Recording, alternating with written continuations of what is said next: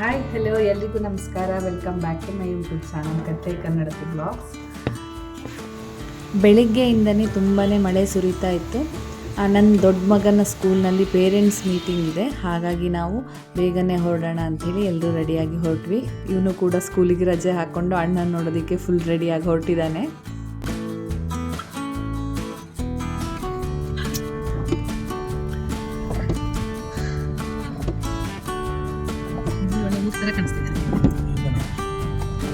ಮಳೆಗಾಲದಲ್ಲಿ ಟ್ರಾವೆಲಿಂಗ್ ಮಾಡೋದು ಸ್ವಲ್ಪ ಕಿರಿಕಿರಿ ಅನಿಸಿದ್ರು ಸುತ್ತಮುತ್ತ ನೋಡೋದಕ್ಕೆ ಮಾತ್ರ ಮಳೆಗಾಲದಲ್ಲಿ ತುಂಬಾ ಚೆನ್ನಾಗಿ ಹಸಿರು ಕಾಣಿಸ್ತಾ ಇರುತ್ತಲ್ಲ, ತುಂಬ ಚೆನ್ನಾಗಿ ಅನಿಸುತ್ತೆ.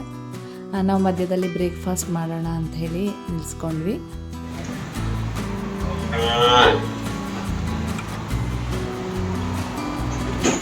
ನಾನು ಸ್ವಲ್ಪ ಮಧ್ಯ ದಾರಿನಲ್ಲಿ ಬೇಕಾಗತ್ತೆ ಅಂತ ತಿನ್ನೋದಕ್ಕೆ ಅಂತೇಳಿ ಹಣ್ಣು ತೊಗೊಂಬಂದಿದ್ದೆ. ಬಟ್ ಇಲ್ಲಿ ಕರುಗಳು ನೋಡಿದ್ಮೇಲೆ ತುಂಬ ಖುಷಿ ಆಯಿತು. ಎಲ್ಲ ಹಣ್ಣನ್ನು ಅಲ್ಲಿ ಒಂದು 3-4 ಕರುಗಳಿದ್ದು ಅದಕ್ಕೆ ತಿನ್ನಿಸ್ಬಿಟ್ಟೆ ನಾನು.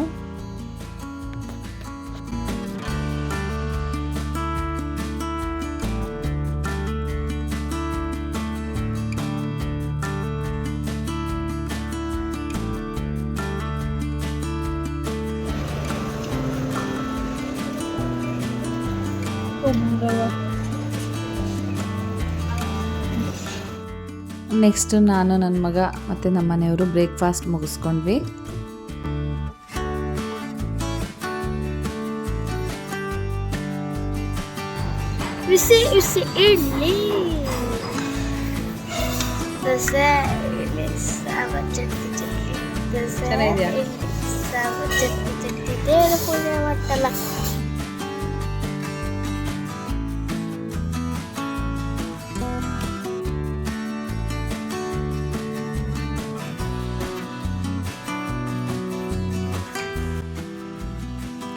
ಇದು ತ್ರಾಸಿ ಬೀಚು, ಕುಂದಾಪುರ ಹೋಗೋ ಹೈವೇನಲ್ಲಿ ನಮಗೆ ಸಿಗುತ್ತೆ.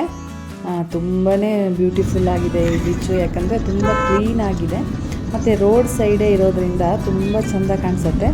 ನಾವು ಕೂಡ ಸಂಜೆ ಮಕ್ಕಳನ್ನ ಕರ್ಕೊಂಡು ಇಲ್ಲಿಗೆ ಬರೋಣ ಅಂತ ಪ್ಲ್ಯಾನ್ ಮಾಡ್ಕೊಂಡ್ವಿ.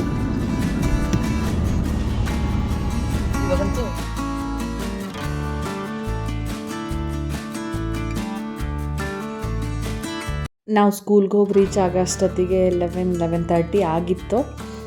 ಎಲ್ಲ ಪೇರೆಂಟ್ಸು ಬಂದಿದ್ದರು. ಆಲ್ರೆಡಿ ಫಂಕ್ಷನ್ ಸ್ಟಾರ್ಟ್ ಆಗಿತ್ತು. ನಾವು ಸ್ವಲ್ಪ ಲೇಟಾಗಿ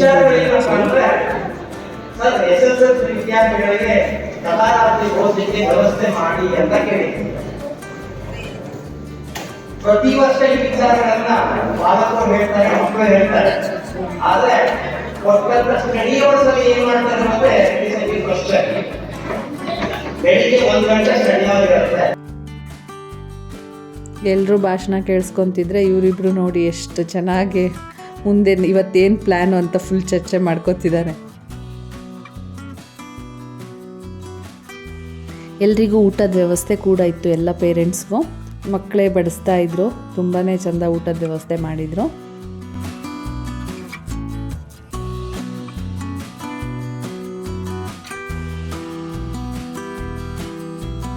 ಊಟ ಮಾಡಿ ಆದ ತಕ್ಷಣವೇ ನಾವು ಹೋಗಿ ಕ್ಲಾಸ್ ಟೀಚರ್ನ ಮೀಟ್ ಮಾಡಿ ಅವನ ಬಗ್ಗೆ ವಿಚಾರಿಸ್ಕೊಂಡು ಬಂದ್ವಿ. ಯಾಕಂದರೆ ಆಮೇಲೆ ಫುಲ್ ರಶ್ ಆಗುತ್ತೆ, ಎಲ್ಲ ಪೇರೆಂಟ್ಸು ಬರ್ತಾರೆ ಅಂಥೇಳಿ. ಆಮೇಲೆ ಬಂದು ನಾವು ನಮ್ಮ ಮಗನ್ನ ಕರ್ಕೊಂಡು ಹೊರಟ್ವಿ. ತುಂಬ ದಿನ ಆಗಿರುತ್ತಲ್ಲ ಮಕ್ಕಳನ್ನ ನೋಡಿದೆ, ಹಾಗಾಗಿ ಮಕ್ಕಳು ಸಿಗೋದ್ರೊಳಗೆ ಮಾತಾಡೋಕ್ಕೆ ಸ್ಟಾರ್ಟ್ ಆಗಿಬಿಡುತ್ತೆ. ನಾನು ನನ್ನ ಮಗ ಅಷ್ಟೇ ತುಂಬ ಕ್ಲೋಸು. ಜಾಸ್ತಿ ಅವನು ಏನೇ ಇದ್ದರೂ ಫಸ್ಟು ನನ್ನ ಹತ್ರ ಎಲ್ಲ ಶೇರ್ ಮಾಡ್ಕೊಂಡ್ಬಿಡ್ತಾನೆ.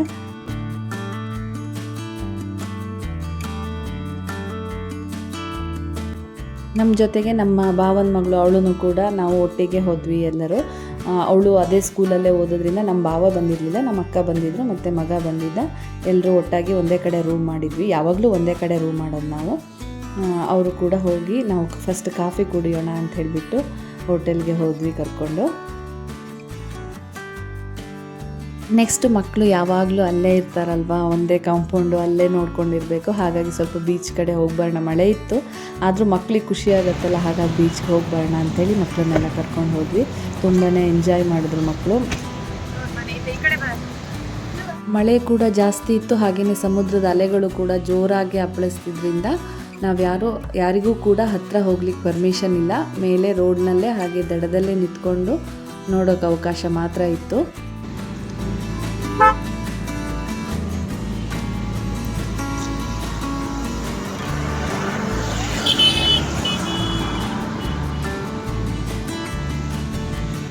ಈ ಸಮುದ್ರದ ಅಲೆಗಳನ್ನು ನೋಡೋದು ಒಂಥರ ಮನುಷ್ಯನಿಗೆ ಟ್ರೀಟ್ಮೆಂಟ್ ಅಂತ ಅನಿಸುತ್ತೆ ನನಗೆ. ಯಾಕಂದರೆ ಒಂಥರ ನಮ್ಗೆ ಏನೇ ಸ್ಟ್ರೆಸ್ ಇದ್ದರೂ ಅಥವಾ ಏನೇ ನೋವಿದ್ರೂ, ತಲೆನೋವಾಗಿರ್ಬೋದು, ಯಾವುದೇ ಥರ ನೋವುಗಳಿದ್ರೂ ಕೂಡ ಸಮುದ್ರದ ಅಲೆನ ಕಂಟಿನ್ಯೂ ಆಗಿ ನೋಡ್ತಾ ಇದ್ದರೆ ಒಂಥರ ರಿಲ್ಯಾಕ್ಸೇಷನ್ ಆಗುತ್ತೆ, ನಮಗೆ ರಿಲೀಫ್ ಸಿಗತ್ತೆ. ನೆಕ್ಸ್ಟ್ ಅಲ್ಲಿಂದ ನಾವು ಸೀದಾ ರೂಮ್ಗೆ ಬಂದ್ವಿ. ನಮಗೆ ಕುಂದಾಪುರದಲ್ಲಿ ರೂಮ್ ಸಿಕ್ಕಿಲ್ಲ, ಯಾಕಂದರೆ ಫುಲ್ಲು ಮೊದಲೇ ಬುಕ್ ಮಾಡ್ಕೊಂಡ್ಬಿಟ್ಟಿರ್ತಾರೆ ಸ್ಕೂಲ್ನವರು.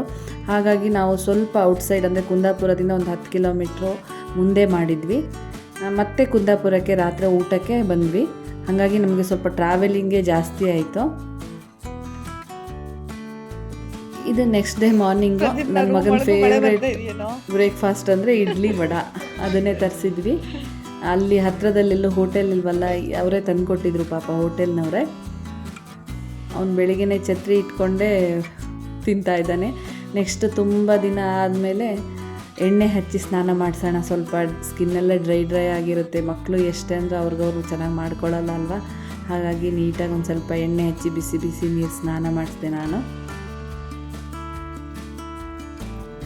ರೆಡಿನಾ ಪ್ರದ್ಯಮ್ನ ಹೋಗೋಕ್ಕೆ? ಯಾಕೆ ಹ್ಞೂ ಅನ್ನೋದೇ ನಿಧಾನ ಹೇಳ್ತೀಯ?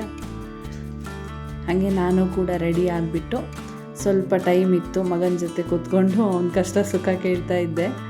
ಅವನು ಹೋಗೋ ದಿನ ಸ್ವಲ್ಪ ಬೇಜಾರು ಮಾಡ್ಕೊತಾನೆ. ಅಂದರೆ ಅವನು ಫೀಲಿಂಗ್ಸ್ ಏನಂದರೆ ಈಗ ಹೋಗಬೇಕಲ್ಲ ನಾನು ಅಂತೇಳಿ. ಹೋಗಿ ಮತ್ತೆ ಅಲ್ಲಿ ಫ್ರೆಂಡ್ಸು ಎಲ್ಲ ಆದಮೇಲೆ ಮತ್ತೆ ಫುಲ್ ಪಿಕಪ್ ಆಗಿಬಿಡ್ತಾನೆ. ಹೋಗೋ ತನಕ ಸ್ವಲ್ಪ ಬೇಜಾರು ಮುಖದಲ್ಲಿ.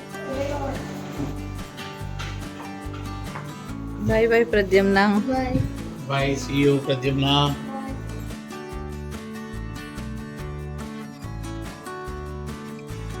ನೀರು ಹೋಗೋಣ. ಬಾಯ್ ಕಣೆ ಸಿರಿ. ಅವರಿಬ್ರಿಗೆ ಹೋಗೋ ಚಿಂತೆ ಆದರೆ ಇವರಿಬ್ರಿಗೆ ಆಡೋದೇ ಚಿಂತೆ. ಸಣ್ಣ ಮಕ್ಕಳು ಅಷ್ಟೇ, ದೊಡ್ಡ ಮಕ್ಕಳು ನೋಡ್ಬಿಟ್ಟು ಇವ್ರು ತುಂಬ ಎಂಜಾಯ್ ಮಾಡ್ತಾರೆ. ನೆಕ್ಸ್ಟ್ ಸ್ಕೂಲ್ಗೆ ಬಿಟ್ಟು ಬರೋಣ ಅಂತೇಳಿ ಹೋದ್ವಿ.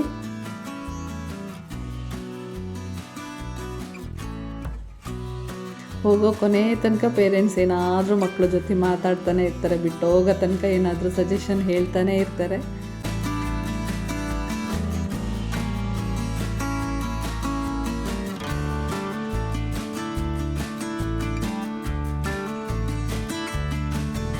ಐದು ಗಂಟೆಗೆಲ್ಲ ಬಿಟ್ಟುಬಿಡಬೇಕು, ಲಾಸ್ಟ್ 5 ಗಂಟೆ. 5 ಗಂಟೆಗೆ ಬಿಟ್ಟು ನಾವು ಹೊರಟ್ವಿ. ಫುಲ್ಲು ಜಾಮ್ ಆಗಿತ್ತು ರೋಡೆಲ್ಲ, ಯಾಕಂದರೆ ಪೇರೆಂಟ್ಸ್ ಎಲ್ಲ ಒಂದೇ ಸರಿ ಹೊರಟ್ರಲ್ಲ, ಕೊನೆ ತನಕ ಇದ್ದು ಹೊರಡ್ತಾರೆ ಮಕ್ಕಳನ್ನ ಮಾತಾಡಿಸ್ಕೊಂಡು. ಹಾಗಾಗಿ ಫುಲ್ ರಶ್ ಆಗಿತ್ತು. ಹೋಗಬೇಕಾದ್ರೆ ತುಂಬಾ ಮಳೆ ಶುರು ಆಗಿತ್ತು. ನಮ್ಮದು ಘಾಟ್ ಸೆಕ್ಷನ್ ಊರಿಗೆ ಹೊರಟ್ವಿ ನಾವು, ವಾಪಸ್ ಹುಬ್ಳಿಗೆ ಬರಲಿಲ್ಲ. ಹಾಗಾಗಿ ಘಾಟ್ ಸೆಕ್ಷನಲ್ಲಿ ಹೋಗಬೇಕಲ್ಲ, ಫುಲ್ಲು ಹೊಗೆ ತುಂಬಿಕೊಂಡಿತ್ತು. ಅಷ್ಟು ತುಂಬ ಮಳೆ ಇತ್ತು ಈ ಸರಿ. ನೋಡೋದಕ್ಕೆ ತುಂಬಾ ಚೆನ್ನಾಗಿ ಕಾಣಿಸೋದು.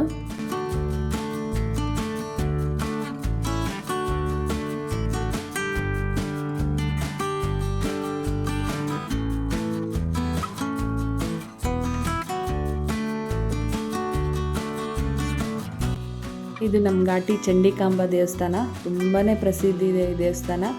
ಯಾವುದೇ ಬಸ್ಸು, ಯಾವುದೇ ವೆಹಿಕಲ್ ಬಂದರೂ ಇಲ್ಲಿ ನಿಲ್ಲಿಸಿ ಕೈ ಮುಕ್ಕೊಂಡೇ ಹೋಗ್ತಾರೆ ಪ್ರತಿ ದಿನ ಕೂಡ. ಹಾಗೆ ಬರ್ತಾ ನಮ್ಮ ಸಿಸ್ಟರ್ ಮನೆ ಅಲ್ಲೇ ಹತ್ತಿರ ಇರೋದು, ಅದೇ ರೂಟ್ನಲ್ಲೇ ಬರೋದು.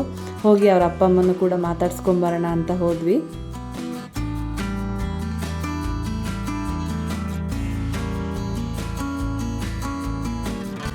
ಬಂದು ತುಂಬ ಲೇಟಾಗಿತ್ತು. ನಮ್ಮ ಅಮ್ಮನ ಮನೆಗೆ ಹೋದ್ವಿ. ಅಜ್ಜಿ ಹುಷಾರಿರಲಿಲ್ಲ, ಒಮ್ಮೆ ನೋಡ್ಕೊಂಬರೋಣ ಅಂಥೇಳಿ.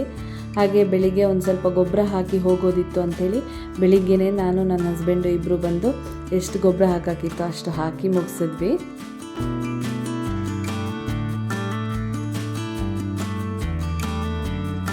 ತೋಟಕ್ಕೆ ಯಾವಾಗಲೂ ಬರೋಕ್ಕಾಗಲ್ಲ ನಾವು, ಅದೇ ಪ್ರಾಬ್ಲಮ್ಮು. ಬಂದಾಗಲೇ ಸ್ವಲ್ಪ ಏನಾದರೂ ಕೆಲಸ ಮಾಡಿ ಹೋಗೋದು. ಹಾಗೆ ಹೋಗ್ತಾ ನಾನು ಇದು ಒಂದೆಲಗ ಬ್ರಾಹ್ಮಿ ಅಂತಾರಲ್ಲ, ಅದನ್ನು ಕಿತ್ಕೊಳ್ತಾ ಇದ್ದೆ. ನಾನು ತಲೆಗೆ ಹಚ್ಚೋದಕ್ಕೆ ಎಣ್ಣೆ ಅದನ್ನೇ ಮಾಡೋದು. ಮುಂದಿನ ವೀಡಿಯೋದಲ್ಲಿ ನಾನು ಯಾವ ಥರ ಆಯಿಲ್ ಮಾಡ್ತೀನಿ ಅಂತ ಹೇಳಿ ಕೂಡ ಶೇರ್ ಮಾಡ್ತೀನಿ. ಇವತ್ತಿನ ವ್ಲಾಗನ್ನ ಇಲ್ಲಿಗೆ ಮುಗಿಸ್ತಾ ಇದ್ದೀನಿ.